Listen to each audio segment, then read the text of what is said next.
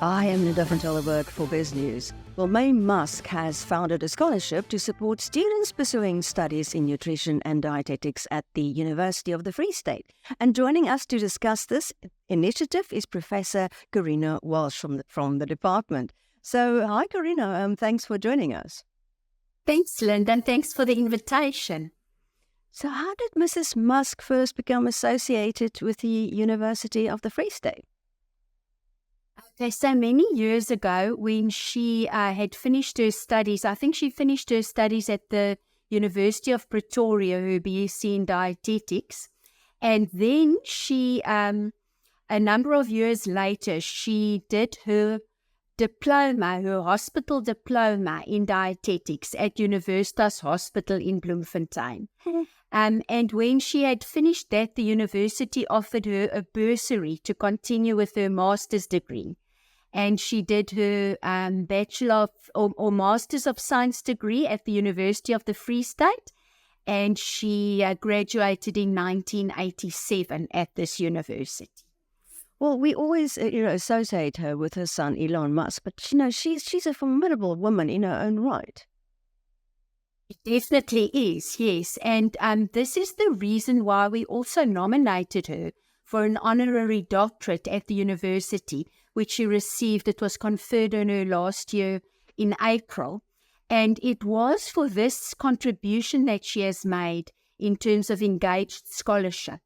So we feel that in the industry that she works in, which is a very unforgiving industry, she has made an unprecedented contribution to promoting healthy nutrition or healthy information about nutrition and dietetics.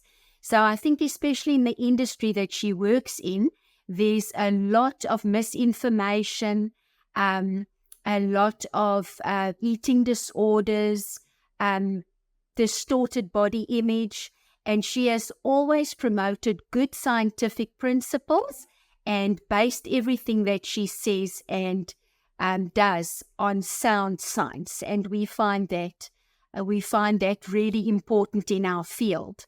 And this is the reason why we also conferred an honorary doctorate on her. So what inspired her to establish the scholarship for nutrition and dietetics? She specifically, I think, wants us to continue the work that we are doing in our department and felt that it would be good to support deserving students in nutrition or dietetics. So we have 2 postgraduate programs, one in dietetics and one in nutrition. And would like to support deserving students in the work that we are doing in maternal and child nutrition. So the bursaries will specifically be allocated to 2 full-time master students.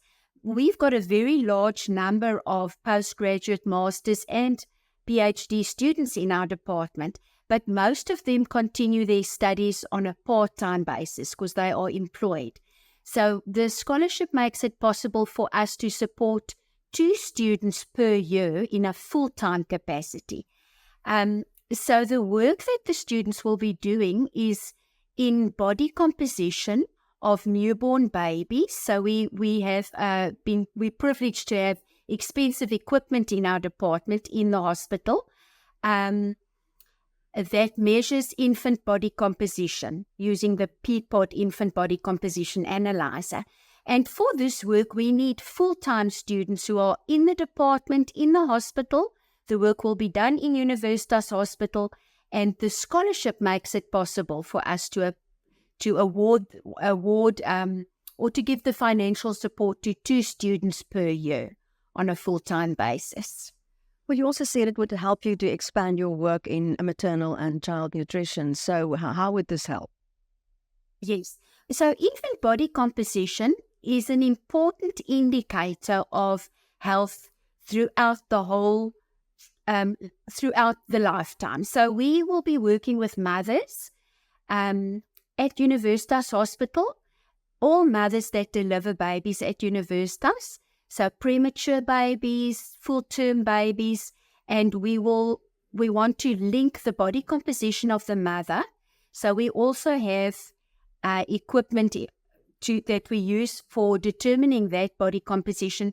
We've got InBody, which uses bioimpedance analysis, and we also have a DEXA machine, so linking the body composition of the mother to that of the infant. So the PPOD body composition analyzer in the infants uses air displacement plethysmography. So with students that are in the hospital on a full-time basis, they're able to collect information in the mother, to collect information from patient files, complete questionnaires, take measurements, and then also do the body composition of the mothers and the children. So we're really looking forward to investigating the link between maternal body composition and infant body composition and how that impacts on health going forward as well. Well, could you share a bit more about the state of maternal and child nutrition in South Africa? Is it a significant public health issue? It definitely is a significant public health issue. So in South Africa, we have got high rates of malnutrition. So if we consider the term malnutrition, it refers to undernutrition as well as overnutrition. So we talk about the triple burden of malnutrition that we're experiencing in South Africa. On the one hand, undernutrition includes children that are wasted and stunted, so who never reach their full height potential.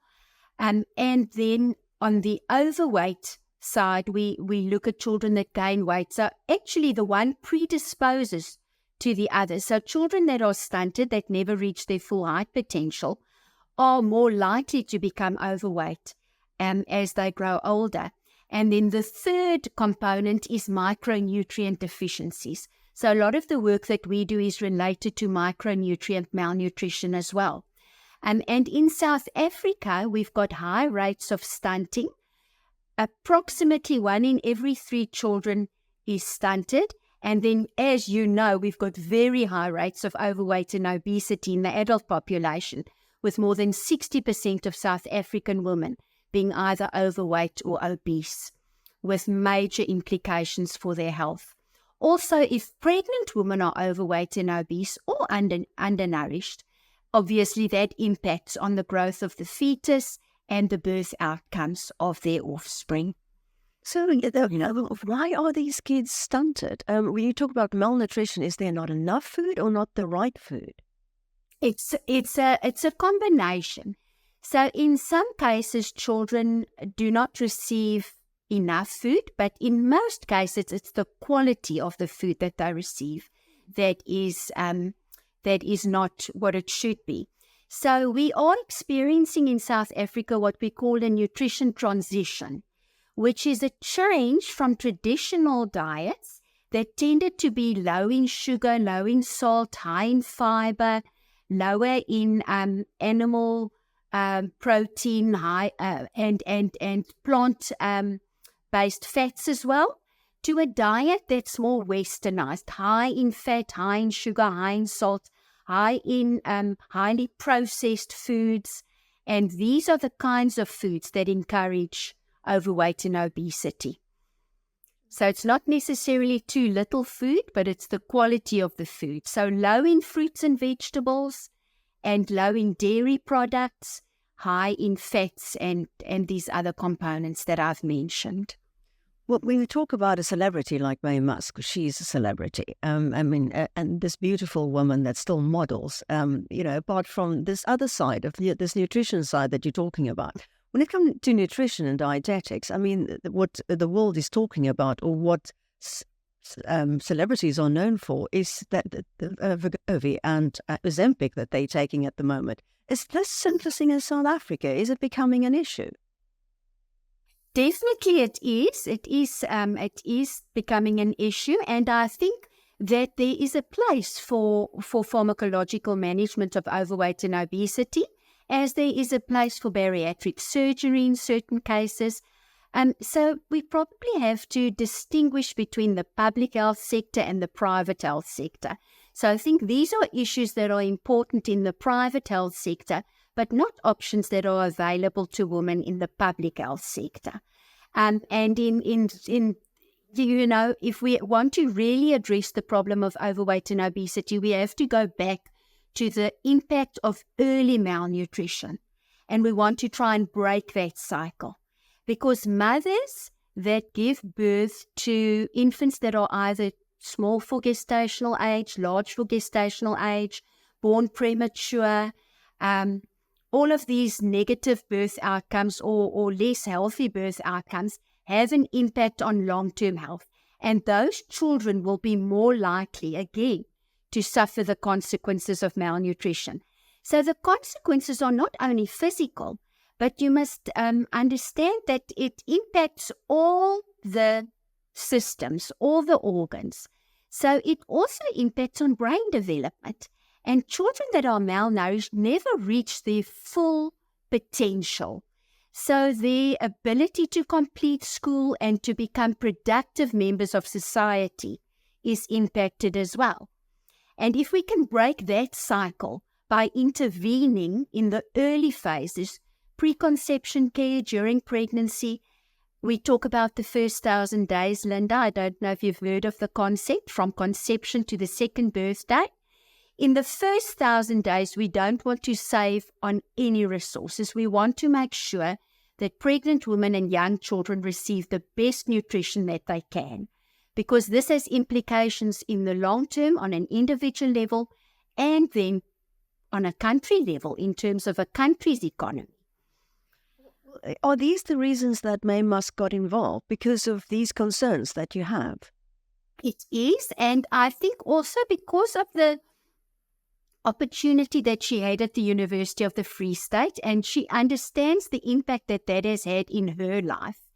You know, she has had a very successful nutrition business for more than 45 years in 3 different countries. So she's written the board exams in South Africa, in Canada, and in the United States.